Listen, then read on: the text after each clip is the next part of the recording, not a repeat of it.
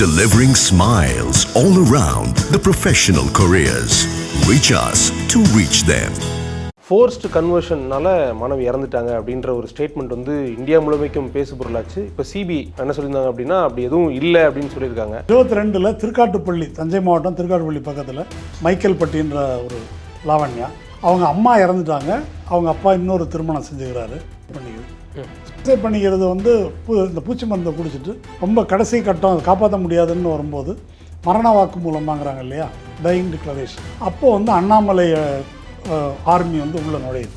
அதில் அந்த அறிக்கையில் என்ன சொல்லியிருக்கிறாங்கன்னா, மதமாற்றம் அதுக்காக இந்த தற்கொலை நடக்கவில்லை அப்படின்னு சொன்னது மட்டுமல்ல, இதை வந்து விஸ்வ இந்து பரிஷத், இந்து முன்னணி, பிஜேபிக்காரங்க திட்டமிட்டே இந்த பெற்றோர் இருக்காங்கள்ல, அவங்கள அந்த லாவண்யாவுடைய பெற்றோர் அவங்கள தன்னுடைய கட்டுப்பாட்டில் வைத்து கொண்டு அவங்க தான் இந்த பிரச்சாரத்தை பண்ணியிருக்காங்கன்னே அதில் எழுதிக்கிறாங்க. அது இல்லை அப்படின்னு ரூல் அவுட் பண்ணது மட்டும் இல்லை, அதை வந்து இவங்க தான் பிளான் பண்ணி இந்த மாதிரி அதை கிளப்புனாங்க என்றும் சிபிஐ தன்னுடைய சார்ஜ் ஷீட்டில் பதிவு பண்ணியிருக்கு. ஆகாயம் நேயர்களுக்கு வணக்கம்.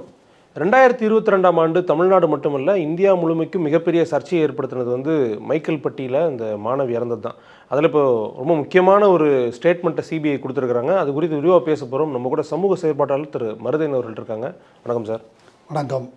ஃபோர்ஸ்ட் கன்வர்ஷன்னால மாணவி இறந்துட்டாங்க அப்படின்ற ஒரு ஸ்டேட்மெண்ட் வந்து இந்தியா முழுமைக்கும் பேசு பொருளாச்சு. இப்போ சிபிஐ என்ன சொல்லியிருந்தாங்க அப்படின்னா அப்படி எதுவும் இல்லை அப்படின்னு சொல்லியிருக்காங்க. அதை சுற்றி கட்டமைக்கப்பட்ட அரசியல் இதுக்கப்புறம் என்னவாக இருக்கும் சார்? திமுக ஆட்சி அமைந்தது வந்து 2021 மே, 2022 ஜனவரி, சரியாக கிட்டத்தட்ட ஒரு 6-7 மாதம் அதுலேருந்து இந்த பிரச்சனை ஆரம்பமாச்சு. இப்போ ஆட்சி முடிய போது, அடுத்து தேர்தல் வரப்போகுது, இந்த 5 வருஷம் முடியும் போது அதை விசாரித்து இப்போது சிபிஐ வந்து அப்படி இல்லை அப்படின்னு சொல்லியிருக்குது. அந்த விஷயம் வந்து மக்களுடைய நினைவில் இப்போ எவ்வளோ இருக்குதுன்னு எனக்கு தெரியல. இப்போ நீங்கள் சொன்னீங்க அன்றைக்கி 22 மக்கள் அப்பப்போ மறந்துடுறது தானே, அதை அப்படி தான். 22 திருக்காட்டுப்பள்ளி, தஞ்சை மாவட்டம் திருக்காட்டுப்பள்ளி பக்கத்தில் மைக்கேல் பட்டின்ற ஒரு சின்ன ஊர். அங்கே சுமார் 160 ஆண்டுகள் பழமையான ஒரு பள்ளிக்கூடம், கிறிஸ்தவ நிறுவனத்தால் நடத்தப்படுற பள்ளிக்கூடம். அதில் +2 படிக்கிற பெண் வந்து லாவண்யா, அவங்க அம்மா இறந்துட்டாங்க, அவங்க அப்பா இன்னொரு திருமணம் செஞ்சுக்கிறாரு. அந்த பிள்ளை அங்கே படிக்குது, அங்கே ஹாஸ்டலில் தங்கி படிக்குது. அது வந்து சூசைட் பண்ணிக்குது. சூசைட் பண்ணிக்கிறது வந்து இந்த பூச்சி மருந்தை குடிச்சிட்டு உடனே மரணம் நேரில் ஏறத்தாழ 1 வார காலம் வந்து மருத்துவமனையில் இருக்குது. இந்த மருத்துவமனையில் இருக்கிற பீரியடில் ரொம்ப கடைசி கட்டம் காப்பாற்ற முடியாதுன்னு வரும்போது மரண வாக்கு மூலம் வாங்குறாங்க இல்லையா, டையிங் டிக்ளரேஷன். அது வந்து 2 விதமாக செய்வாங்க. ஒன்று வந்து காவல்துறை அதிகாரி, தாசில்தார், ரெவென்யூ அதிகாரிகள் அவங்க நின்று வாங்குறது, அப்படி ஒரு வாக்குமூலம் வாங்கினாங்க. அப்புறம் நீதிபதி முன்னால் மேஜிஸ்ட்ரேட் வாக்குமூலம், 2 வாக்குமூலம் வாங்கினாங்க. இந்த 2 வாக்குமூலங்கள் வாங்கி இது ஒரு இஷ்யூ ஆகும்போது அப்போது வந்து அண்ணாமலை ஆர்மி வந்து உள்ளே நுழையுது. அதில் உள்ளே நுழைஞ்சு விஎஸ்பி, பிஜேபிக்காரங்க வந்து வீடியோ எடுக்கிறாங்க. 2 டீம் அவங்க, அந்த 2 டீம் வந்து வீடியோ எடுக்கிறாங்க. அந்த வீடியோ வந்து சோஷியல் மீடியாவில் வைரல் ஆகுது.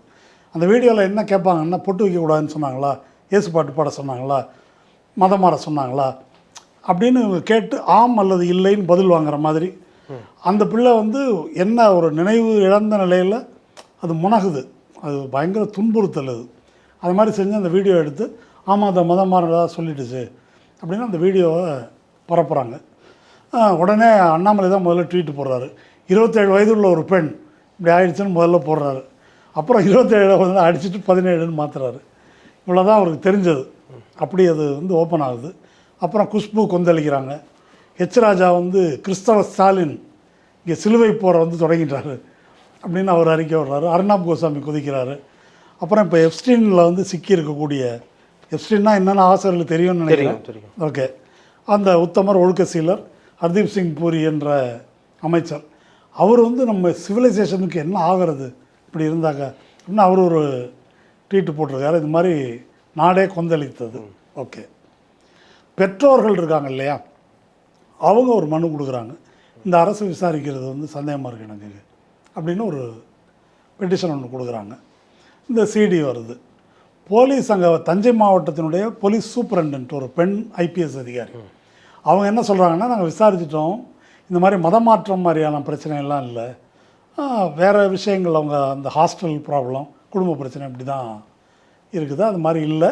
அதனால் இந்த மாதிரி அனாவசியமாக சமூக பதற்றத்தை ஏற்படுத்தாதீங்க அப்படின்னு அவங்க சொல்கிறாங்க. சொல்லிவிட்டு இந்த வீடியோ பதிவு பண்ணி வெளியிட்டாங்க இல்லையா, இது வந்து ஜுவனைல் அது மாதிரி வீடியோ எடுத்து வெளியிடுவது சட்டப்படி குற்றம். அந்த செக்ஷனில் ஒரு கேஸ் ஒன்று ஃபைல் பண்ணுறாங்க. அடுத்தது மதமாற்றம்னு சொல்லி இந்த வதந்தி பரப்புறதுனால இரு வகுப்பாரிடையே வன்முறையை தூண்டுவது, பதற்றத்தை தோற்றுவிப்பது, அதுக்கு பழைய ஐபிசியில் செக்ஷன் 153A பிஎன்எஸ்க்கு முன்னாடியே பதியப்பட்ட விஷயங்கள் அந்த வழக்குகளை வந்து பதிவு பண்ணுறாங்க. அதுக்கு பிறகு அமைச்சர் அன்பில் மகேஷ் பொய்யாமொழி, அவர் தான் பள்ளிக்கல்வித்துறை அமைச்சர்ன்ற முறையில் அவர் நான் விசாரிச்சுட்டேன், மதமாற்றம் மாதிரியான பிரச்சனை எல்லாம் அங்கே இல்லை, என்னென்னு விசாரிப்போம், ஒரு பெண் உயிரிழந்திருக்கு, இதை வச்சு வந்து வெறுப்பு அரசியல்லாம் பண்ணாதீங்க அப்படின்னு ஒரு அறிக்கை விடுறாரு.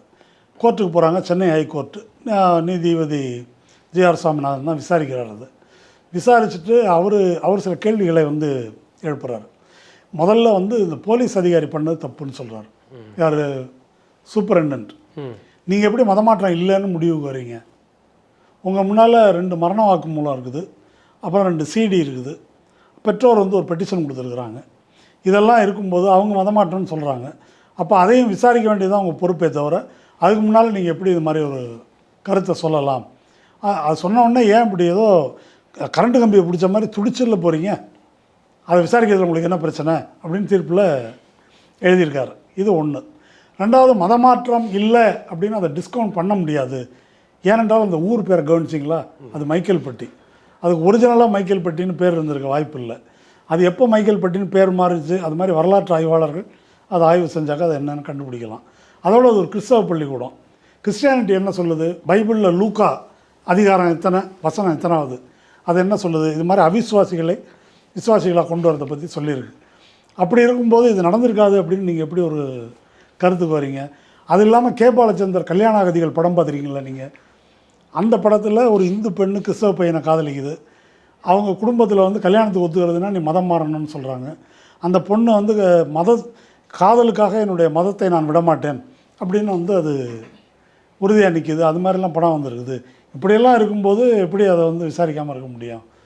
போலீஸ் அதிகாரி இப்படி இருக்கிறீங்க, அமைச்சர் ஒரு பக்கம் அறிக்கை விடுறாரு, அப்புறம் எப்படி நியாயம் கிடைக்கும் இங்கே? அதனால் நான் சிபிஐக்கு வந்து மாற்றி விட்றேன் அப்படின்னு போடுறாரு. சிபிஐக்கு மாற்ற தேவையில்லை, நாங்களே விசாரிக்கிறோம், கரெக்டாக தான் விசாரிக்கிறோம் அப்படின்னு டிஜிபி சுப்ரீம் கோர்ட்டுக்கு இதன் மேலே அப்பீல் பண்ணுறாரு. சுப்ரீம் கோர்ட்டு வந்து அர்னாப் கோசாமி உள்பட இதெல்லாம் பார்த்துருப்பாங்கல்ல அவங்க, என்ன அப்போ ஏதோ பெரிய பிரச்சனையாக இருக்கும் போல இருக்குது, சரியில்லை, அதனால் அதெல்லாம் ஸ்டேலாம் பண்ண முடியாது, சிபிஐயை விசாரிக்கட்டும் அப்படின்னு சொல்லிடுறாங்க. சிபிஐ அப்புறம் விசாரிக்க ஆரம்பிக்குது. விசாரித்து ஒரு குற்றப்பத்திரிகை விசாரணை முடிஞ்சு குற்றப்பத்திரிகை தாக்கல் பண்ணியிருக்கு. குற்றப்பத்திரிகை வந்து திருச்சியில் இருக்கக்கூடிய சீஃப் மெட்ரோபாலிட்டன் மேஜிஸ்ட்ரேட் கோர்ட் அங்கே வந்து சார்ஜ் ஷீட் போட்டுருச்சு. சுப்ரீம் கோர்ட் வந்து என்னப்பா 5 வருஷம் ஆச்சு விசாரிக்கிறீங்க, என்ன முடிவு அப்படின்னு கேட்டதுக்கு சுப்ரீம் கோர்ட்டில் ஸ்டேட்டஸ் ரிப்போர்ட் போட்டிருக்கிறாங்க. அந்த ஸ்டேட்டஸ் ரிப்போர்ட்டில் நேத்திக்கு தான் அதை போட்டிருக்கிறாங்க. போட்டு மதமாற்றம்லாம் கிடையாதுங்க, நாங்கள் தீர விசாரிச்சிட்டோம் அப்படின்னு போட்டு அவங்க ஒரு அறிக்கை சுப்ரீம் கோர்ட்டுக்கு கொடுத்துருக்குறாங்க. அந்த அறிக்கையில் என்ன சொல்லியிருக்கிறாங்கன்னா, மதமாற்றம் அதுக்காக இந்த தற்கொலை நடக்கவில்லை அப்படின்னு சொன்னது மட்டுமல்ல, இதை வந்து விஸ்வ இந்து பரிஷத், இந்து முன்னணி, பிஜேபிக்காரங்க திட்டமிட்டே இந்த பெற்றோர் இருக்காங்கள்ல, அவங்கள அந்த லாவண்யாவுடைய பெற்றோர் அவங்கள தன்னுடைய கட்டுப்பாட்டில் வைத்து கொண்டு அவங்க தான் இந்த பிரச்சாரத்தை பண்ணியிருக்காங்கன்னே அதில் எழுதியிருக்கிறாங்க. ஓகே, சரிதானா? இப்போது அதில் வந்து தீர விசாரிச்சிருக்கு சிபிஐ. தீர அப்படின்னா என்ன அப்படின்னா 2 வாக்குமூலம், மரண வாக்குமூலம் கோர்ட்லேயும் போலீஸ்கிட்டையும் கொடுத்த வாக்குமூலத்தில் அந்த பிள்ளை என்ன சொல்லியிருக்கு அப்படின்னு சொன்னாக்க, அந்த ஹாஸ்டல் வார்டன் இருக்கிறாங்க இல்லையா, அவங்க ஹாஸ்டல் வேலையெல்லாம் வாங்குறாங்க, எனக்கு படிக்க முடியல, அது வந்து 10th 480 மார்க்கும் என்ன வாங்கியிருக்கு, நல்ல மார்க்கு, படிக்க முடியல அப்படின்னு சொல்லி அதில் தான் விரக்தி அடைந்து சூசைட் பண்ணிக்கிட்டதாக அது சொல்லியிருக்குது. ஓகே, அது 2ல் இந்த மதமாற்றம்ன்றது வந்து லாவண்யா மரண வாக்குமூலத்தில் சொல்லவில்லை. சிடி வந்து 2 சிடி எடுத்துருக்கிறாங்க. ஒரு சிடி எடுத்த ஒரு பேர் வந்து அவர் விஸ்வ இந்து பரிஷத்து தலைவர் முத்துவேல் அப்படின்னு பேர். இன்னொரு சிடி எடுத்த ஒரு பேர் ஈசானி சிவம் அப்படின்னு பேர். இவங்க 2 பேர் எடுத்துருக்காங்க. ஒரு வீடியோ வந்து 47 செகண்ட், இன்னொரு வீடியோ 2 நிமிடம் 50 செகண்ட். இந்த 2 வீடியோவை ஃபாரன்சிக் லேபுக்கு வந்து இவங்க அனுப்பியிருக்கிறாங்க. ஃபாரன்சிக் லேபுக்கு அனுப்பி அது முனகிற மாதிரி தான் அது பேசுது. அப்போ என்ன பேசுகிறாங்க, என்பதை ஒலியாகவும் அந்த உதட்டசைவை வைத்தும் அதை பார்த்து லேபில் என்ன சொல்கிறாங்கன்னா அந்த மரண வாக்குமூலத்தில் என்ன சொல்லியிருக்கோ அதுதான் சொல்லுது. இது வேறு இந்த மதமாற்றம் என்ற காரணத்தை சொல்லவில்லை அப்படின்னு ஃபாரன்சிக் ரிப்போர்ட் வந்து தெளிவாக சொல்லி. இவங்க எடுத்த வீடியோலையும் அதே ஸ்டேட்மெண்ட் தான் இருக்குது. அதுதான் சொல்லியிருக்கே தவிர இவங்க வந்து டியூட்டர் பண்ணி கேட்குறாங்க. அப்படியா இப்படியா பொட்டு வைக்கக்கூடாதுன்னாங்களா, இயேசு பாட்டு பாட சொன்னாங்க, இப்படி தானே கேட்குறாங்க. அவங்களா வந்து இப்போ நீங்கள் வந்து என்ன காரணத்தினாலம்மா இப்படி பண்ணிக்கிட்டீங்க அப்படின்னு கேட்டு அது சொன்னால் அது வேறு விஷயம். அப்படி நடக்கலை. அந்த வீடியோவை பார்க்குறவங்களுக்கே அது தெரியும். ஸோ அதை ரூல் அவுட் பண்ணிட்டாங்க. அதோட சிபிஐ நிற்கலை. அதே ஊரில் அதே பள்ளிக்கூடத்தில் படிக்கிற இன்னொரு பெண்ணு பண்ணிட்டு இருக்கிறாங்க சில ஆண்டுகளுக்கு முன்னால். அது மதமாற்றம் தான் அப்படின்னு இவங்க பிரச்சாரம் பண்ணியிருந்தாங்க. அதனால் அந்த பொண்ணோட ஊருக்கு போய் அவங்க உற்றார் உறவினர் ஊர்க்காரங்க எல்லார்ட்டையும் விசாரித்தா அது காரணம் இல்லை அப்படின்னு அதை கிளியர் பண்ணிக்கிறாங்க. சரி, சிபிஐ அதோடும் திருப்தி அடையவில்லை. அந்த பள்ளிக்கூடத்தில் மதமாற்றம் தான் நடக்குது தொடர்ந்து அப்படின்னு அண்ணாமலை முதலியவர்கள் சொல்லியிருக்கிறதுனால அதை எப்படி விசாரிக்கிறது? அதுக்கு என்ன செஞ்சுருக்காங்கன்னா அந்த பள்ளிக்கூடத்தில் கடந்த பல ஆண்டுகளில் இருக்கிற டிசியை பூரா எடு அப்படின்னு அதை ஆராய்ச்சி பண்ணியிருக்காங்க. அந்த பள்ளிக்கூடத்தில் சேர்ந்து வெளியே போகும்போது இந்துவாக சேர்ந்த பெண் கிறிஸ்டியனாக வெளியே போயிருக்கா, கன்வர்ஷன் நடந்திருக்கா அப்படின்னு எல்லா டிசியும் ஆய்வு செய்து ஒரு டிசி கூட அப்படி இல்லைன்ட்டாங்க. இதுக்கு மேலே அதை பண்ண முடியுமா என்ன? இது சிபிஐ ரிப்போர்ட்டு. இதுக்கு மேலே அவங்க சிலது சொல்கிறாங்க. இந்த லாவண்யாவின் மரணத்துக்கு பிறகு பாடி போஸ்ட்மார்ட்டம் ஆகிடுச்சு, பாடியை வாங்கிக்கங்க அப்படின்னா பெற்றோரை காணும். பெற்றோர் இவங்க கஸ்டடியில் இருக்கிறாங்க. யார்? பிஜேபி இந்து முன்னணி கஸ்டடியில் இருக்கிறாங்க. அதை சிபிஐ ரிப்போர்ட் சொல்லுது. பாடியை வாங்காதீங்கன்னு இவங்க இன்ஃப்ளூயன்ஸ் பண்ணுறாங்க. பாடியை வாங்காமல் தடுக்கிறதுக்கு என்ன செய்கிறாங்கன்னாக்கா, இந்த லாவண்யாவின் பெற்றோர் இருக்காங்களா, பெற்றோர்னு சொல்லும்போது லாவண்யாவின் தாய் இறந்துடுறாங்க. அவங்க அப்பா மறுமணம் செஞ்சுக்கிறார். ரெண்டாவது அந்த அப்பா அம்மா ரெண்டு பேரையுமே தலைமறைவாக கொண்டு போய் இவங்க வச்சுருக்கிறாங்க. பாடியை வாங்காமல் ஒரு பதற்றத்தை உருவாக்குறது. அப்புறம்தான் இந்த சிபிஐ கேஸ் உத்தரவு போட்ட பிறகு பாடியை வாங்குகிறாங்க. அப்படி முடியுது. இதை ஒட்டி அந்த பீரியடில் 10 ஊடகங்கள் போய் அங்கே நேராக போய் விசாரித்ததில் சில ரிப்போர்ட்ஸ் வந்து வந்திருக்குது. ஒன்று வந்து என்ன அப்படின்னு சொன்னால், இவங்க வந்து இவங்களோட சின்னம்மா தான் அவங்க. இந்த பெண்ணுக்கு ஃபிசிக்கலாக ஒரு ப்ராப்ளம் இருந்திருக்குது. அது வந்து ஸ்கின்னில் ஒயிட் பேட்சஸ் வர்றது. இந்த ஒயிட் பேட்சஸ் வர்றது ஒரு ஸ்கின் டிசீஸ், அது அவ்வளோதான். அதை வந்து தொழுநோய் என்று தான் இன்னமும் பல பேர் வந்து நினச்சிட்ருக்குறாங்க. அப்படி கருதி அவங்க வீட்டில் அவங்க சின்னம்மா வந்து மற்ற பிள்ளைகளோடு பழக விடுறதில்லை. அதை ஒரு மாதிரி கரிச்சு இழிவாக பேசுகிறது இருக்கு இல்லையா, தொழுநோயாளின்னு. இப்படி பேசுகிறதுனால அந்த பெண் ரொம்ப பாதிக்கப்பட்டிருக்கு. அதன் காரணமாக ஹாஸ்டல்லையே இருந்திருக்குது. இந்த மாதிரி பிரச்சனைகள் காரணமாக ஒரு மன உளைச்சலுக்கு ஆளாயிருக்கு அந்த பிள்ளை அப்படின்றத பல பேர் வந்து சொல்கிறாங்க, அங்கே ஊர்க்காரங்க, அங்கே இருக்கிறவங்க. ஆனால் இந்த மரண வாக்கு மூலத்தில் அந்த பிள்ளை வந்து இதுதான் சொல்லியிருக்குது. அதனால் அது எப்படி நிகழ்ந்திருக்கலாம்னாக்கா, பலவிதமான ப்ரெஷர் அந்த குழந்தைக்கு வந்து இருந்திருக்கலாம். கடைசியில் ஏதாவது அந்த வார்டன் ஏதாவது சொல்லியிருக்கலாம். அதில் எப்பொழுதுமே இது மாதிரி சூசைடெல்லாம் ஒரு ஸ்பார்க்கில் நடக்கிறது தான், பலவிதமான ப்ரெஷரில். அதனால் இப்போ அந்த வார்டன் மேலே தப்பு இருக்கா இல்லையா, இப்போ வந்து அவங்க சொன்னது தான்றதுக்கு மேலே சிபிஐ எதுவும் சொல்லலை. அது தனி விஷயம். நமக்கு மையமான பிரச்சனை என்னென்னா, அந்த பள்ளிக்கூடத்தில் மதமாற்றம் நடைபெற்றதா, கட்டாய மதமாற்றம் நடைபெற்றதா அப்படின்றது தான் நமக்கு கேள்வி. அது இல்லை அப்படின்னு ரூல் அவுட் பண்ணது மட்டும் இல்லை, அதை வந்து இவங்க தான் பிளான் பண்ணி இந்த மாதிரி அதை கிளப்புனாங்க என்றும் சிபிஐ தன்னுடைய சார்ஜ் ஷீட்டில் பதிவு பண்ணிடுது. ஒரு கேள்வி சார் என்னென்னா, சென்ட்ரல் ஏஜென்சிஸை வந்து பிஜேபி இன்ஃப்ளூயன்ஸ் பண்ணுறாங்க, அவங்களுடைய தேவைக்கு ஏற்ப அவங்கள வந்து நடத்துகிறாங்க அப்படின்ற ஒரு குற்றச்சாட்டு இதில் பொய்யாக்கப்படுதோ? ஏன்னா சிபிஐ தான் இதையும் வந்து ஆமாம், இது கேட்பாங்க. சிபிஐ தான் நீங்கள் நம்ப மாட்டீங்களா, இதை மட்டும் நம்புறீங்களா அப்படின்னு கேட்பாங்க. அதாவது நான் என்ன சொல்ல வரேன்னாக்கா, ஒரு நிறுவனம் வந்து எல்லா வழக்குலையும் அந்த மாதிரி செய்யாது. சில வழக்குகள்லையாவது யோக்கியமாக நடந்துக்கிட்டால் தான் அதன் மீது நம்பகத்தன்மை இருக்கும். இப்போ 2G case எடுத்துங்களேன். 2G case CBI தான் நடத்தியது. சிபிஐக்கு வக்கீல் யார் தெரியுமா? தலைமை நீதிபதியாக இருந்து ஓய்வு பெற்ற யூ லலித், இந்தியாவுடைய லீடிங் கிரிமினல் லாயர். அவரை வந்து வாதாடி ராசா தோக்கடித்தார். நிரூபிக்க முடியல அப்படின்னு போச்சு. அப்போ அந்த சிபிஐ அப்படி நடந்திருக்குது. இன்னும் வந்து காங்கிரஸ்காரங்க சொல்கிறாங்கல்ல வாஷிங் மிஷின் அப்படின்னு, பல காங்கிரஸ் தலைவர்கள், மாற்றுக் கட்சி தலைவர்கள் மேலே சிபிஐ வழக்கு இருந்து பிஜேபியில் சேர்ந்த உடனே சிபிஐ வழக்கை முடித்து வைத்திருக்கிறது. அதே நேரத்தில் பிஜேபிக்கு ஆதரவாக இருந்த காஷ்மீர் கவர்னர் சத்யபால் மாலிக் புல்வாமாவில் வந்து இராணுவ வீரர்கள் கொல்லப்பட்டது, தேவையில்லாத சாவு, அவங்கள விமானத்தில் கூட்டு வந்திருக்கலான்னு சொன்னப்போ இது எதுக்கு வெளியே சொன்னான்னு சொல்லிட்டு அவர் வீட்டுக்கு மட்டும் இல்லை, அவன் சொந்தக்காரன் அத்தனை பேருக்கும் சிபிஐ ரெய்டு நடந்துச்சு. கேஸ் ஒன்றும் இல்லை, அதுவும் முடிஞ்சிருச்சு. அப்போ சிபிஐ அப்படி யூஸ் ஆகுது தேவையான இடங்களில். சில இடங்களில் இப்படி செய்யும்போது மட்டும்தான் இது.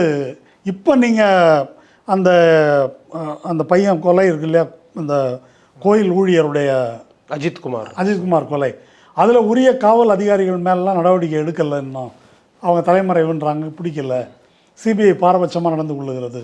ஓரளவுக்கு சொல்லிட்டாங்க திருட்டே நடக்கலைன்னு, அது பொய், அவர் குற்றவாளி அல்லன்னு. ஆனால் இந்த கொலைக்கு தூண்டியவர்கள் யார், அந்த காவல் அதிகாரிகளை சிபிஐ பாதுகாக்கிறது அப்படின்னு ஒன்று இருக்குது.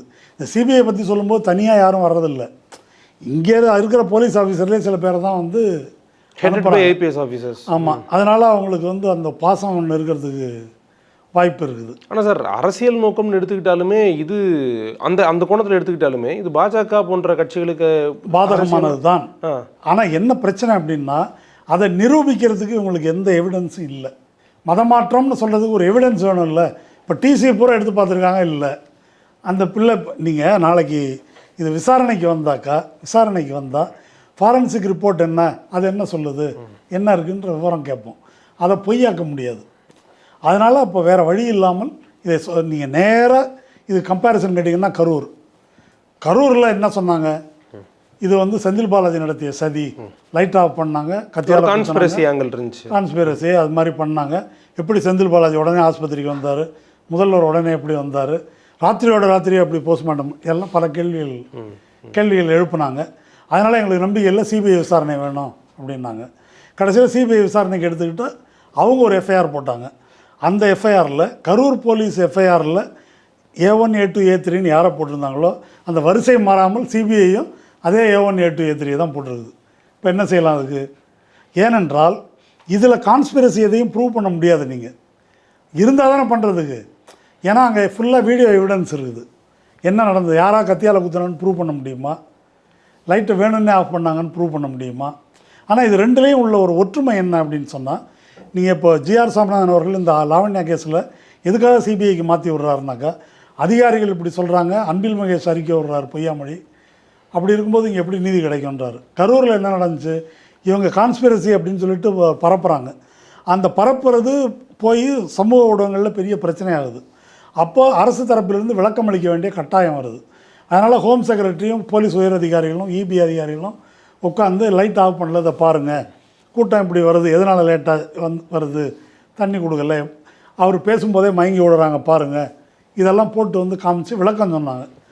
சுப்ரீம் கோர்ட்டு ஜிஆர் சாமிநாதன் சொன்னதை போலவே அதை எப்படி நீங்கள் ப்ரெஸ் மீட் வச்சு சொல்லலாம்? ப்ரெஸ் மீட் வச்சு சொன்னீங்கன்னா அப்புறம் கேஸ் இப்படி நியாயமாக நடக்கும்னு எப்படி நம்புவாங்க? இப்போ இதில் உள்ள பிரச்சனை என்ன அப்படின்னு சொன்னால், விசாரணை சிபிஐயோ இல்லை யார் விசாரிக்கட்டும், ப்ரெஸ் மீட்டில் இவங்க சொன்னதெல்லாம் பொய், ஹோம் செக்ரட்டரி அமுதா சொன்னது, இவர் டேவிட்சன் தேவாசிரியர் அப்படின்னு சிபிஐ சொல்லட்டும். அப்படி இருந்தால் அவங்கள குற்றப்படுத்தலாம் இல்லை. விசாரணையில் அவள் சொன்னது பொய்னா, ஒரு வதந்தி பரப்பப்படும் போது சமூகத்தில் ஒரு இந்து கிறிஸ்தவ கலவரம் வரும், அந்த மாதிரி ஒன்று ஆகும்போது, கரூரில் இந்த மாதிரி ஒரு வதந்தியை பரப்பும்போது அரசு வந்து வாயை மூடிட்டு பேசாமல் இருக்கணும். போலீஸினுடைய பொறுப்பு என்ன? சட்டம் ஒழுங்கை பாதுகாப்பது, பொது அமைதியை பாதுகாப்பது. அதற்கு பாதிப்பு ஏற்படும் வகையில் இப்படிப்பட்ட விஷயங்களை செய்யும்போது போலீஸ் எப்படி வேடிக்கை பார்க்க முடியும்? அவங்க கருத்து சொன்னால் நீ சொல்லக்கூடாது. அப்போ நீங்கள் என்ன பண்ணுவீங்க? நாங்கள் பிரச்சாரம் பண்ணுவோம், வதந்தியை பரப்புவோம் இல்லையா? வதந்தியை பரப்பி அது ட்வீட்டெல்லாம் போடுவோம். கைது பண்ணால் ஆதவ அர்ஜுனா வந்து ஜென்சி புரட்சி வெடிக்கும் பாரு, என்ன அதுவும் கைது பண்ணக்கூடாது இல்லையா? இது வந்து சாத்தியமில்லை. அது நீதிமன்றங்கள் இன்றைக்கி சிபிஐ இதை சொல்லியிருக்குது. இப்போ அந்த சிபிஐ சொல்லக்கூடிய விஷயத்தையும் நீதிபதி ஜிஆர் சாமிநாதனுடைய தீர்ப்பையும் பக்கம் பக்கமாக வச்சுக்கிட்டு பார்க்கலாம். அவர் தீர்ப்பினுடைய கடைசி வாக்கியம் என்னன்னாக்கா, சிபிஐயிடம் சென்றால் மட்டும்தான் உண்மை நிலைநாட்டப்படும்னு. இப்போ இதை உண்மைன்னு வந்து நீதிபதி ஒத்துக்குவார்னு தான் நான் நினைக்கிறேன். என்ன அதான் லாவண்யா வழக்கு. இதில் பாயிண்ட் என்ன அப்படின்னு சொன்னாக்கா, லாவண்யா வழக்குன்றது ஒரு பானை சோறுக்கு ஒரு சோறு, அவ்வளோதான். நீங்கள் 21லேருந்து இன்றைக்கி 26 வரைக்கும் எத்தனை பொய்களை ஆடியோ வீடியோ அண்ணாமலை வந்து சொல்லியிருக்காரு அப்படின்னு பார்க்கலாம். மற்றவங்க இருக்காங்க இல்லையா, அர்னாப்பிலிருந்து அண்ணாமலை முதல் அர்னாப் வரை அப்படின்னு வச்சுக்கோங்க. அப்படி இவங்க என்னெல்லாம் பேசியிருக்கிறாங்க, இது ஒன்று. கரூர் ஒன்று சொல்லிட்டேன், கரூர் அதே மெத்தடு. அப்புறம் திருப்பரங்குன்றத்தில் நவாஸ்கனி சிக்கன் பிரியாணி சாப்பிட்டார் அப்படின்னாங்க. நான் இல்லவே இல்லைங்கன்னாரு அவர். கிடையாது, சிக்கன் பிரியாணி தான் சாப்பிட்டீங்க அப்படின்னு அந்த பிரச்சனையை ஆடு கோழி வெட்டக்கூடாது அப்படின்னு அதுக்கு தடையை கொண்டு வந்தாங்க. அப்புறமா தீபத்தூண் இருக்குது, தீபம் ஏற்றணும். கார்த்திகை தீபம் வழக்கமாக ஏற்றுற இடத்துல ஏற்றியாச்சு, நீதிமன்றம் தூணில் ஏற்றணும்னு சொன்னிச்சு, அது இல்லை, வழக்கமான இடத்துல ஏற்றியாச்சு. ஆனால் தமிழ் இந்து முதலான பத்திரிகையில் தலைப்பு செய்தி என்னென்னா, நீதிமன்றம் உத்தரவிட்டும் தீபம் ஏற்றப்படவில்லை. இப்போ பொதுமக்கள் மத்தியில் என்னையா இந்த பாயிங்க பண்ணுற அட்டூழியம் தாங்க முடியல, விளக்க ஒன்று கொளுத்திட்டு போகிறான், அதை போய் இப்படி இது பண்ணணுமா, இப்படி ஒரு பொது கருத்தை. அங்கே ஏற்கனவே தீபம் ஏற்றுற இடம் ஒன்று இருக்குது, இவன் வேறு இடம் கேட்குறான், அது தர்காவுக்கு பக்கத்தில், அதை வந்தால் கலவரம் வரும், பிரச்சனை வரும், இதெல்லாம் மக்களுக்கு தெரியாது, ஒரு பொது கருத்து. அப்புறமா அர்ஜுன் சம்பத்து மேலே போகிறாரு. மேலே போய் இங்கே பாருங்கள், பாடியாக புதைச்சிட்ருக்காங்க, இது வந்து இடுகாடு அப்படின்றாங்க, கோயிலில் வந்து இப்படி பண்ணிட்டாங்க, அது ஒரு கருத்து உருவாகும். அதுக்கப்புறம் அந்த தர்கா பக்கத்தில் ஒரு மரம் இருக்குது, அந்த மரத்தில் கொடியை கட்டி தான் சந்தனக்கூடுக்கு வந்து அவங்க தர்கா கொடியை பறக்க விடுறாங்க. இது வழக்கமாக நடக்குது. அங்கே போய் இப்போ இவங்க அறிக்கை, இந்து முன்னணி இவங்கெல்லாம், கோயிலுடைய ஸ்தல விருட்சமே அதுதான், அதில் வந்து கொடி ஏற்றுறானுங்க. ஸ்தல விருட்சம் எதுன்னு இங்கே கீழே இருக்குது, அதை வச்சு அதை சுற்றி வேலி போட்டு இது ஸ்தல விருட்சம்னு போர்டு மாட்டி வச்சுருக்கிறாங்க. அறநிலையத்துறை திருப்பரங்குன்றம் கோயில் சார்பாக வெளியிட்ட புக்கு, அது பல வருஷம் ஆச்சு வெளியிட்டு, இதுதான் ஸ்தல விருட்சம்னு போட்டு வச்சுருக்குறாங்க. இவங்க போய் அதை போய் தான் ஸ்தல விருட்சம் அப்படின்றாங்க. இப்போது இந்த பொய்க்கெல்லாம் என்ன பண்ணுவீங்க, இதுக்கெல்லாம் எவ்வளோ கேஸ் போடுறது, எங்கே விளக்க. இப்போ அண்ணா யூனிவர்சிட்டி யார் அந்த சார், கமிஷனர் வந்து சார்னு யாரும் கிடையாதுங்க, அவன் ஃப்ளைட் மோடில் போட்டுட்டு அந்த பிள்ளையை பயமுறுத்துறதுக்காக அது மாதிரி சொன்னான், அதை எப்படி சொல்லுவீங்க.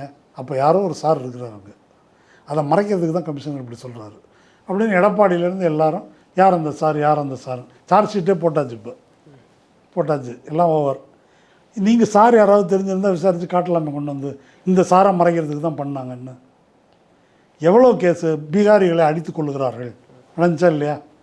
ஒரிசாவினுடைய ரத்தன பண்டார் சாவி தமிழ்நாட்டில் இருக்குன்னாரு யார், மோடி. எவ்வளவு எனக்கு மறந்து போச்சுங்க இன்னும். அப்போது என்ன செய்யணும்னா, 5 ஆண்டுகளில் என்னெல்லாம் பொய் சொல்லியிருக்கிறாங்க அப்படின்னு பேப்பர் எடுத்து வச்சுக்கிட்டு ஒரு தொகுப்பு ஒன்று தயார் பண்ணி மக்களுக்கு இதெல்லாம் நினைவூட்டணும். இல்லைன்னா என்ன பிரச்சனைன்னா, இந்த வதந்தி மட்டும்தான் மனசில் இருக்கும். இப்போ இதெல்லாம் யாருங்க ஃபாலோ பண்ணுவாங்க. இப்போ நீங்கள் லாவண்யான்னா யாருன்னு தெரியுமா, அங்கே ஏதோ மதமாற்ற பிரச்சனை நடந்துச்சு. இப்போ நீங்கள் திருப்பரங்குன்றத்தில் ரோட்டில் போகிறவங்கள்ட்ட கேளுங்களேன், திருப்பரங்குன்றத்தில் என்ன பிரச்சனைன்னு. அங்கே விளக்கேற்றணுன்றாங்க, பாய்ங்க விட மாட்டேன்றாங்க, அப்படி தான் வரும். அதுக்கு வந்து இந்த கருத்தை உருவாக்குவது தான் இவர்களுடைய நோக்கம். இதன் அடிப்படையில் ஒரு கலவரத்தை உருவாக்குவது. அதனால் இப்போ திமுக அரசு இதை செய்யவில்லை. இந்த இடத்துல இப்போது 8 மணி நேர வேலைக்கு பதிலாக 12 மணி நேரம்னு அறிவித்தார்கள். இல்லை சாம்சங் தொழிலாளர்களுடைய தொழிற்சங்க உரிமையை வந்து மறுத்தார்கள். இல்லை இந்த மாதிரி ஏதாவது ஒரு இஷ்யூ எடுத்து பிஜேபி ஃபைட் பண்ணி கேள்விப்பட்டிருக்கீங்களா நீங்கள் என்ன. இப்போ சாம்சங் வாசலில் உண்ணாவிரதம் இருந்த தொழிலாளிகள்லாம் முஸ்லீமா இந்துவா, எல்லா மதத்தை சேர்ந்தவங்களும் தான். ஆமாம், 12 மணி நேரம், 8 மணி நேரத்தை 12 மணி நேரம் ஆக்குனாக்கா பாதிக்கப்பட போகிறவங்கலாம் இந்துவா முஸ்லீமா. அப்போ அந்த இந்துக்கள் பிரச்சனையை ஏதாவது எடுத்துருக்குறாங்களா எப்போதுன்னா கிடையாது. அப்போ எந்த பிரச்சனையை எடுத்தால் மத பகைமை, மத மோதலை உருவாக்க முடியுமோ அதை மட்டும் எடுத்து அந்த மாதிரி பொய்களை பரப்புவது அப்படின்றத செய்கிறாங்க. இதில் விசேஷம் என்ன அப்படின்னா, எல்லா ஊர்லேயும் எல்லா மாநிலங்கள்லேயும் அவங்க வெற்றி அடைஞ்சிருக்காங்க. இதை வச்சு ஒரு ஸ்டேட்டை, யூபி அவ்வளோ பெரிய ஸ்டேட்டை அதையே ஜெயிச்சிருக்கிறாங்க. லவ் ஜிகாத்து, இந்து பெண்ணில் கொண்டு கல்யாணம் பண்ணிட்டாங்க, அதை கேரளா ஸ்டோரின்னு அடித்து இங்கே பார்த்தாங்க, முடியல, இங்கே அது ஒர்க் அவுட் ஆகலை. இங்கே யூபியில் ஜெயிச்சிட்டாங்க. அப்புறம் எல்லாம் முடிஞ்சு விசாரித்தாங்க, அப்படி ஒன்று நடக்கவே இல்லை. பார்ட் 2 ட்ரெய்லர் வந்திருக்கே, கேரளா ஸ்டோரியா, பார்ட் 2 வந்திருக்காமா. அதுலேயும் வந்து இந்த மாதிரியான அது உண்மை சம்பவங்களை அடிப்படையாக கொண்டு எடுத்தது தான் அவங்க சொல்கிறாங்க. அவங்க அப்படி தான் சொல்கிறாங்க, கிளைம் பண்ணுறாங்க இல்லையா. ஆமாம், அது கிளைம் அப்படி தான் பண்ணுவாங்க. எல்லாமே உண்மை சம்பவம் அப்படின்னு தான் கிளைம் பண்ணுவாங்க. இப்போ நீங்கள் பாபரி மசீதை இடித்தாங்க, இடித்த போது அடியில் ராமர் கோயில் இருக்குன்னாங்க. எப்படிங்க சொல்கிறீங்க அதெல்லாம் கிடையாது அப்படின்னா, இடித்தா தானே தெரியும் அப்படின்னாங்க. சரி, இடித்தாச்சு. இடித்த பிறகு ஆர்கியாலஜிக்கல் சர்வே வச்சு தோண்டினாங்க. தோண்டி எல்லாம் முடிஞ்சு சுப்ரீம் கோர்ட் தீர்ப்புலையே அப்படி கோயில் அப்படின்னு சொல்கிறதுக்கு எந்த ஆதாரமும் இல்லை. அது ஆதாரம் இல்லைன்னா இப்போ கோயிலை கட்டியாச்சு. இப்போ வெற்றின்ட்டாங்க. அடுத்தது ஞான்வாபி மசூதி, அங்கே போய் அங்கே ஒரு ஃபவுண்டன் இருக்குது, கை கால் கழுவுற இடம், அது சிவலிங்கம் அடியில் இருக்குன்றாங்க. அது என்னன்னு கேட்டால் இடித்தா தானே தெரியுன்றாங்க. என்ன இதுக்கு என்ன முடிவு? இந்த பாணியில் தான் அதை கொண்டு போகிறார்கள். அது தமிழ்நாட்டில் செல்லுபடியாகலை 2 காரணங்களால்.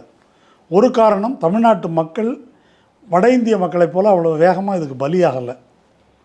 ஒரு மத நல்லிணக்கம் என்பது நிலவுகிறது. அதோட கொஞ்சம் அறிவுபூர்வமாக சிந்திக்கிறது இருக்குது. அதை காலி பண்ணுறது எப்படின்னு விஜய் முயற்சி பண்ணுறாரு, அது தனி பிரச்சனை. என்ன சிந்திக்க விடாமல் அது இருக்குது. 2வது, திமுக அரசு இந்த விஷயத்தில் கொஞ்சம் ஸ்ட்ரிக்டாக கையாண்டு இந்த பொய்களை அவ்வப்போது அம்பலப்படுத்தி இருக்கிறது என்ற காரணங்களால் தப்பி பிழைத்திருக்கிறோம். இருந்தாலும் இவங்க தொடருவார்கள் இதை. இப்போ எடப்பாடி சப்போர்ட்டு, டிடிவி சப்போர்ட்டு, இவங்கெல்லாம் வேறு இப்போ கூட இருக்கிறதுனால அந்த அபாயம் அதிகரித்திருக்கிறது என்ற காரணத்தினால் இந்த தேர்தலை ஒட்டி திமுக சாதனை பட்டியல் வெளியிட்ட மாதிரி இந்த சோதனை பட்டியல் அப்படின்னு ஒன்று வச்சு பிஜேபி என்னென்ன பொய்யெல்லாம் சொன்னாங்க அப்படி ஒன்று வெளியிட்டாங்கன்னாக்கா தமிழ் மக்களுக்கு நினைவுபடுத்துவதாக இருக்கும். ஓகே சார், உங்களுடைய நேரத்துக்கும் கருத்துக்களுக்கு ரொம்ப நன்றி சார். நன்றி. Delivering smiles all around the professional careers. Reach us to reach them.